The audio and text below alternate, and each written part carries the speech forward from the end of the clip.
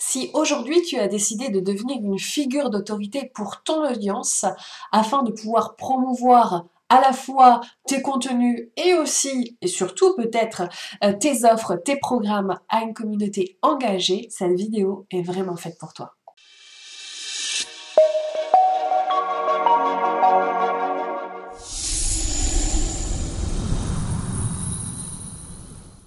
Dans les précédentes vidéos, je te rappelle que je t'ai aidé finalement à créer ton écosystème dans lequel tu as trouvé ton X, dans lequel tu as trouvé ton offre, dans laquelle tu as commencé à vendre ton offre. Normalement, tu as dû commencer à vendre ton offre dès la semaine dernière. Et pendant ce temps-là, pendant que tu es en train de vendre, qu'est-ce qui se passe? Eh bien, il est temps pour toi de communiquer avec aisance et d'affirmer, d'assurer cette autorité qui est la tienne.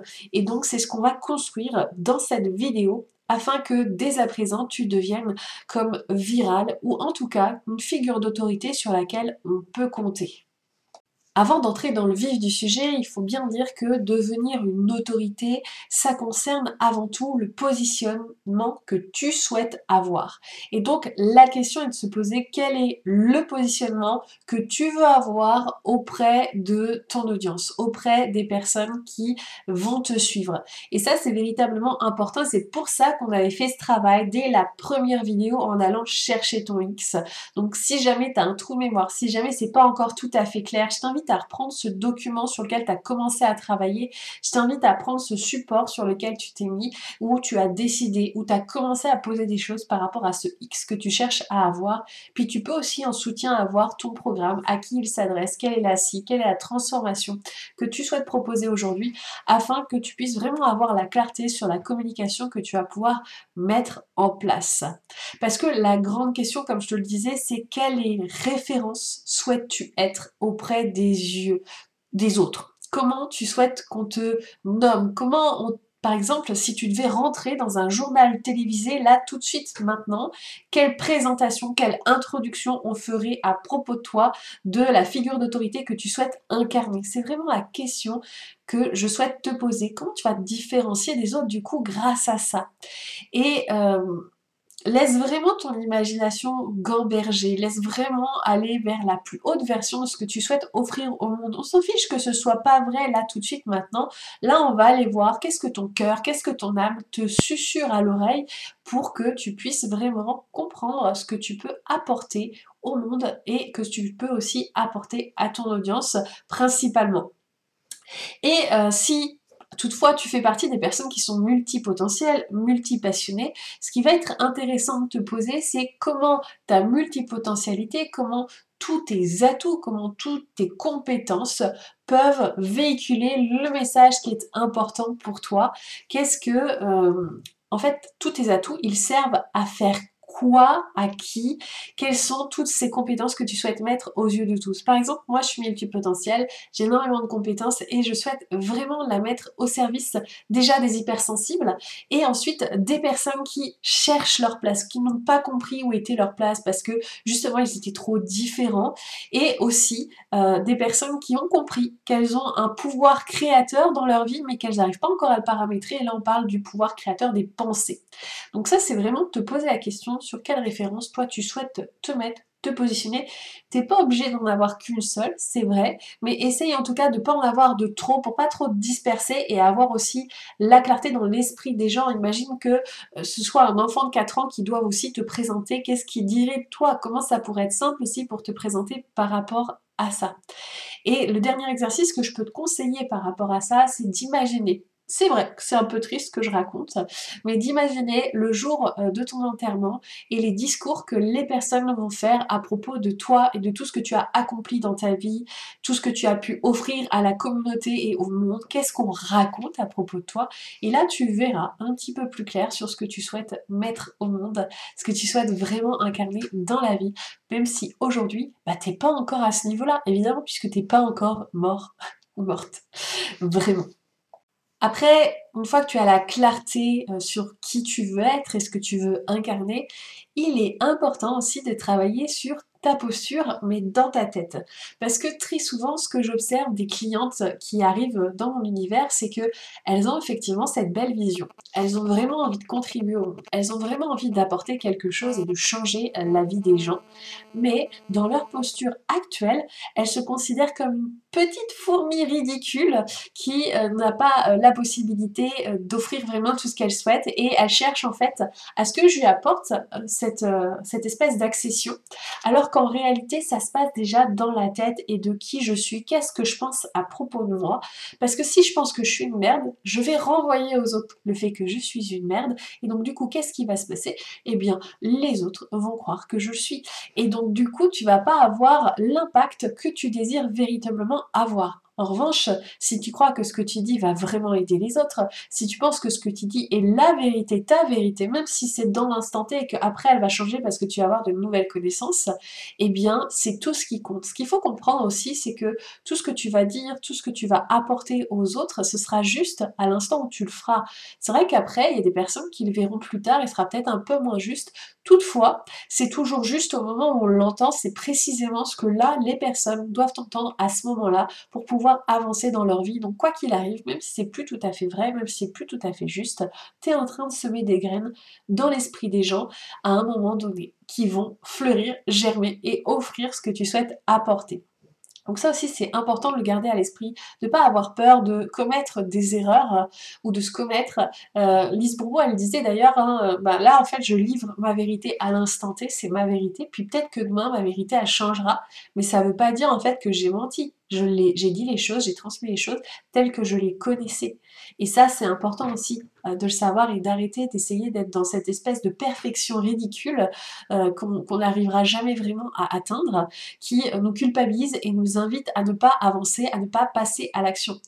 C'est Aline Bartoli qui dit souvent, et je crois qu'aussi Martin Latulippe me le disait également, c'est il vaut mieux fait que pas fait, ou que parfait. À toi de voir si tu veux être pas fait parfait parce que il vaut mieux faire une action imparfaite que pas d'action du tout en fait. Parce que quand tu cherches le parfait, tu passes pas à l'action. Voilà, c'est un petit intermède sur lequel je voulais te parler.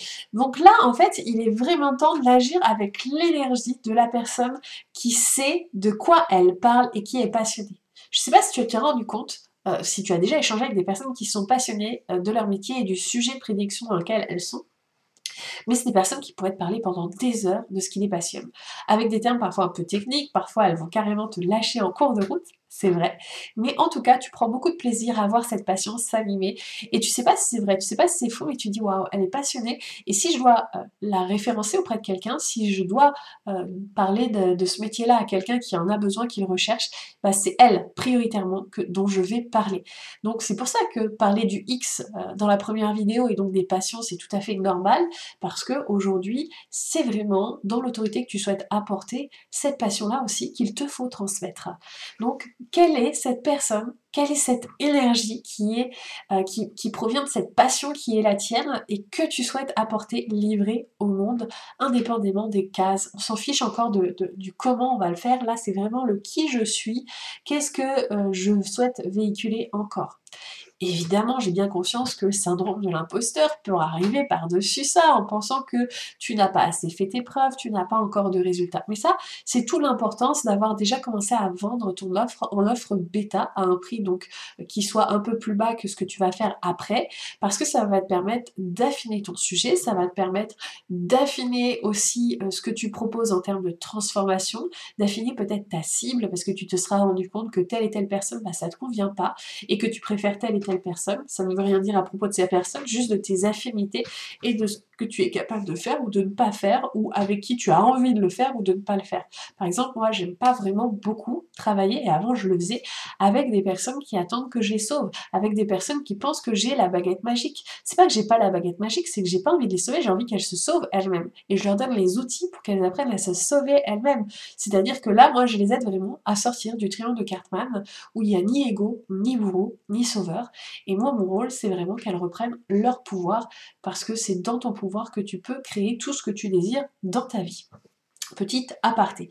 Bref, ça c'est tout l'intérêt d'aller sur cette offre bêta, mais tu peux aussi également travailler sur ton mindset, à savoir pourquoi aujourd'hui tu es en train de comparer, par exemple, si tu es dans la comparaison, les résultats que tu obtiens aujourd'hui avec l'expérience que tu as, avec quelqu'un qui est peut-être là depuis 10 ans.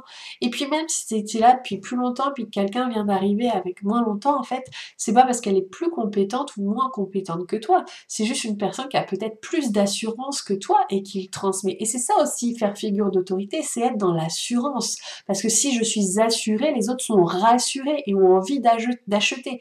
Et là aussi, c'est tout un travail de mindset qu'il te faut travailler sur qui je suis, la confiance que j'ai en moi, pourquoi j'ai confiance en moi, pourquoi j'ai de l'estime pour moi, pourquoi j'ai de l'amour pour moi, puis si c'est pas le cas, je travaille sur ces zones d'ombre afin d'entrer dans cette confiance qui fait que les autres me reconnaissent aussi par rapport à ça. Et là, c'est ton travail personnel à faire, ou sinon tu te fais aider par des personnes comme moi par exemple, pour travailler sur ton mindset, ton positionnement et surtout ta confiance. Il y a une citation d'Einstein aussi dont je voulais te parler qui est assez connue, que je vais peut-être pas redire forcément dans le bon ordre, mais cette citation elle dit que globalement il n'y a que le fou qui peut espérer avoir des résultats différents en faisant les mêmes actions. Mais la vérité, c'est que tu peux avoir des résultats différents en faisant les mêmes actions si tu changes qui tu es à l'intérieur. C'est-à-dire que ton état d'être, tes pensées, tes émotions peuvent être différentes, faire les mêmes actions et obtenir du coup des résultats différents. Et ça, c'est important aussi de le dire. C'est-à-dire que tu peux ne pas avoir de stratégie marketing. Et on va prendre quelqu'un, un entrepreneur qui commence dès le début, il peut avoir des stratégies de marketing ou ne pas en avoir, ne pas les maîtriser. Et on peut partir sur quelqu'un qui ne les maîtrise pas du tout et qui va faire au petit bonheur la chance. S'il pense que ses actions, de toute façon, quoi qu'elles soient, ne vont pas fonctionner, que ça va pas apporter les résultats qu'il espère, qu'il n'a pas trop envie de s'y mettre, etc. Déjà, il va avoir du mal à passer à l'action et les résultats, ils vont être quand même en demi-teinte, voire pas de résultat du tout, ce qui est un résultat en soi.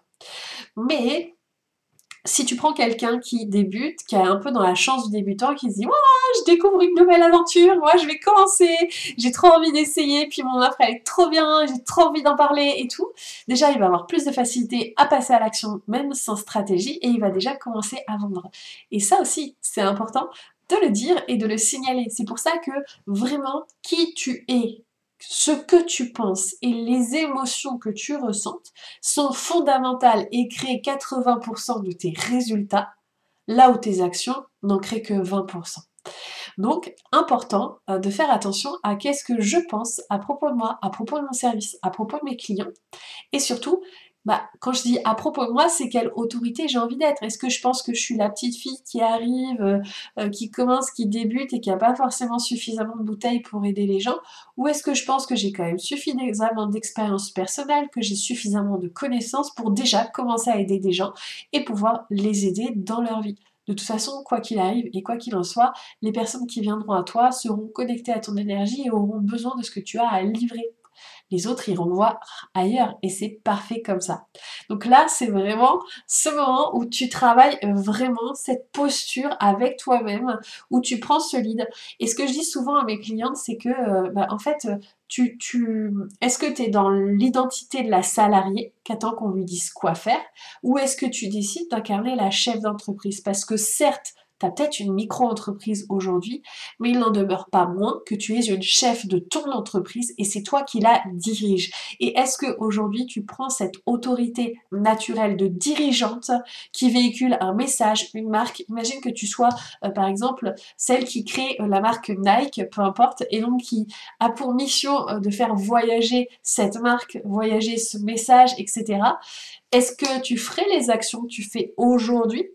Je ne crois pas. Donc je t'invite vraiment à réfléchir de cette façon-là, à aller sur cette énergie peut-être de la grande toi si ça te fait écho, pour te demander, ok, celle qui a déjà la réussite, elle pense quoi? Elle ressent quoi? C'est quoi la différence avec ce que moi je pense et ce que je ressens aujourd'hui? Comment je peux changer les croyances que je peux avoir qui m'empêchent de penser ce que pense la grande moi?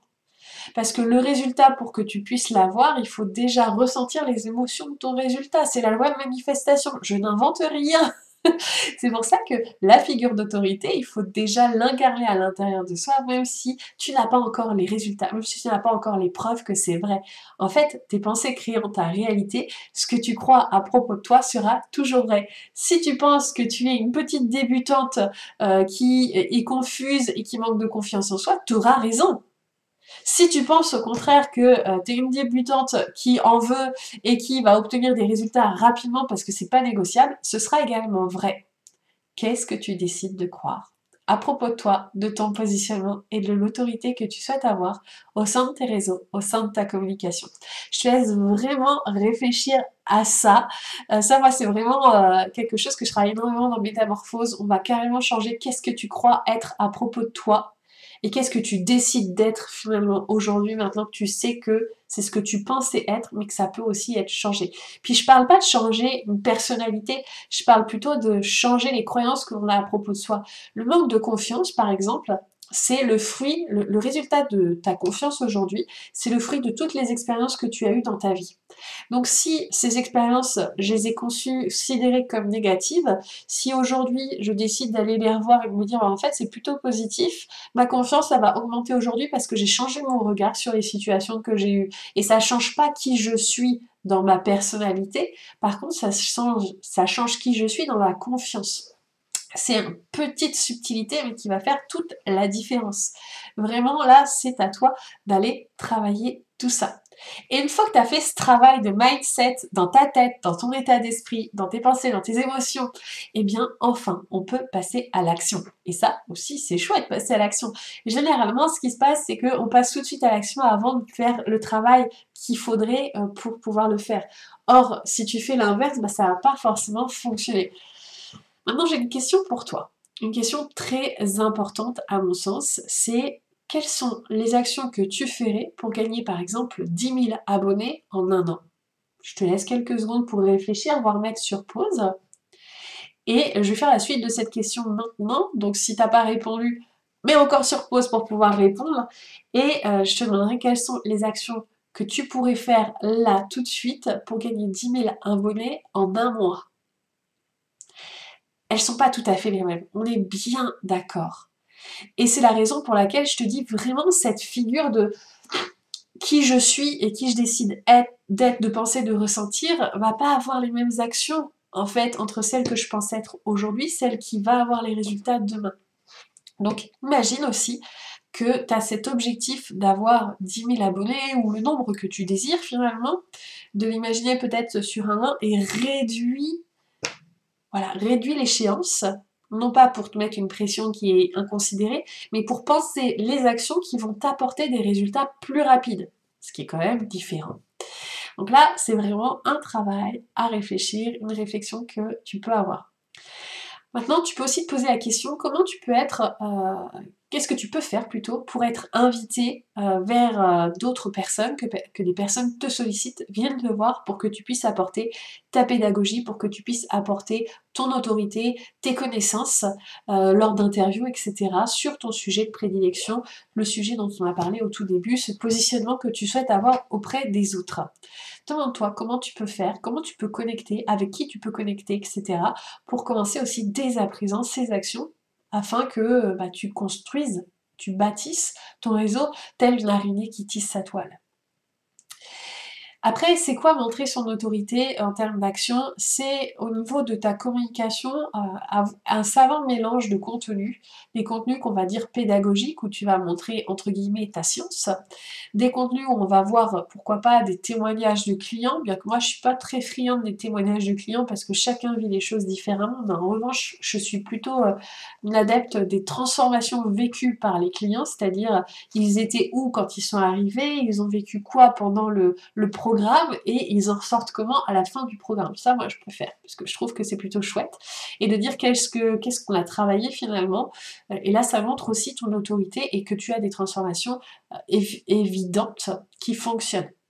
Et après, une autre autorité naturelle qu'on utilise beaucoup dans le storytelling notamment, c'est ta propre histoire. Parce que souvent, ce que vous souhaitez offrir au monde, c'est votre propre transformation. C'est ce que vous avez vécu. C'est les souffrances que vous avez vécues et que vous ne voulez plus que les autres vivent. Je veux dire, moi, quand j'étais adolescente, mes parents, ils sont divorcés, j'étais très jeune. Et quand j'étais adolescente, ce que je voulais faire, c'était juger des enfants pour que ma situation, où j'avais un père qui était absent, que ma situation, en fait, elle ne soit plus vécue par d'autres enfants. Bon, après, quand j'ai vu les études qu'il fallait faire, je me suis dit que cirer les bancs d'une fac de droit, c'était pas forcément mon truc. Et apprendre les textes de loi par cœur non plus. Je trouve pas ça très fun. Du coup, j'en suis là aujourd'hui. C'est comme ça. Bref, c'est quand même important d'aller voir aussi toutes ces choses-là. Après, malgré tout ce que je vous ai dit, malgré toutes les actions que vous pourriez avoir comme idée là présentement, ce qui est important aussi, c'est de revenir dans l'amour. Pourquoi? Parce que très souvent, ce que j'observe, c'est qu'on a une to-do list qui est à rallonge, qu'on fait les choses parce qu'on pense devoir les faire, et c'est bien d'avoir un minimum de discipline. Ça, j'en conviens complètement. Mais il faut pas que ça vous dégoûte. Il faut pas que vous y allez, ah non, il faut que je le fasse, ou ça me fait chier, puis qu'à une fois que c'est fait, vous vous sentiez même pas satisfaite, même pas en réussite, même pas contente que ce soit fait, en fait. Parce que déjà, ça va vous dégoûter, vous risquez de rentrer en burn-out, et surtout, en fait, dans l'énergie que vous allez diffuser, vous n'allez pas diffuser de l'amour, vous allez diffuser peut-être de la contrainte. Les gens, ils vont pas forcément avoir envie de lire votre contenu qui, au demeurant, sera peut-être hyper qualitatif, parce qu'il manque cette vibes où je suis heureuse de partager, cette vibe où je suis heureuse de transmettre ce que j'ai à transmettre, c'est mon message, je suis là pour t'aider, etc., etc. Donc ça, c'est vraiment important que tu prennes conscience aussi de ça. Et c'est un travers, notamment dans la création de contenu, qu'on peut retrouver chez les entrepreneurs, parce que on se dit il faut que je fasse des reels, il faut que je fasse des carousels, il faut que je fasse des stories, il faut que... Et en fait, le il faut que, il devient contraignant quand tu prends plus de plaisir. Donc si jamais tu arrives dans ces conditions-là, c'est te poser la question: comment je peux remettre de l'amour? Comment je peux remettre de la joie? Comment je peux remettre de la légèreté dans ce que j'ai à faire? Est-ce que c'est ce qui est requis, ou est-ce qu'il faut que j'en fasse peut-être un petit peu moins, ou que je prenne plus de temps pour moi? Parce que c'est quand la dernière fois que tu as fait une action pour prendre soin de toi, une action où tu t'étais dédié à ton plaisir personnel, dans le sens faire une activité créative qui te fait du bien, dans laquelle tu perds la notion du temps.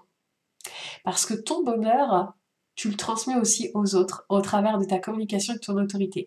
Et si on voit une femme ou un homme un petit peu aigri parce qu'il est toujours en train de travailler, de buriner tout le temps, tout le temps, tout le temps, tout le temps, tout le temps, tu vas pas montrer l'image d'une personne épanouie. Et du coup, en termes d'intégrité, d'authenticité par rapport à ton message, il est possible qu'on sente une dissonance consciemment ou inconsciemment. Bref, je te laisse réfléchir à toutes ces choses afin que tu puisses avancer, que tu puisses voir où tu en es toi aussi par rapport à ça. Et la semaine prochaine, une fois que tu auras bien compris ton autorité, on va aller travailler ton branding, ton image de marque, pour que vraiment tu puisses aller incarner les choses jusqu'au bout. J'espère que tu es prête pour ce passage, parce que j'adore la créativité. Mon ascendant balance, j'adore aussi ce qui est beau. Donc le branding, c'est vraiment important aussi. Oui, toutes les vidéos sont importantes, je sais.